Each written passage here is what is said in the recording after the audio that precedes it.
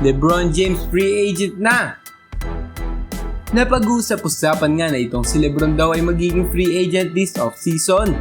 Ang CEO Clutch Sports na si Rich Paul ay nasabing opisyal ng free agent na raw itong si LeBron.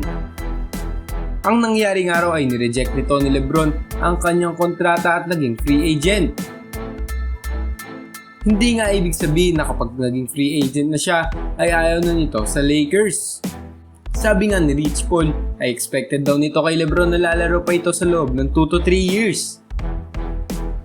At enjoy na nga lang daw natin na habang si LeBron ay nasa NBA pa. Pero marami naman nagsasabi, kaya lang naman daw naging free agent si LeBron ay dahil ito sa kanyang anak. Pero sabi nga ni LeBron ay hindi ito dahil kay Bronny. Sa edad nga ni LeBron na 39 ay talagang napakalakas pa rin at parang hindi ito nakikitaan ng panghihina. Kung makikita nga natin sa mga laruan nito ni LeBron ay parang hindi pa ito tumatanda. Kaya niya kasi makipagsabayan sa mga mas bata sa kanya. Well, para sa akin nga, inaasahan ko rin na 2 to 3 years pa ang maglalaro itong si LeBron. Ano masasabi nyo rito mga idol? Comment down below at huwag kalimutan mag-like and subscribe for more NBA news and updates. Maraming salamat and God bless po!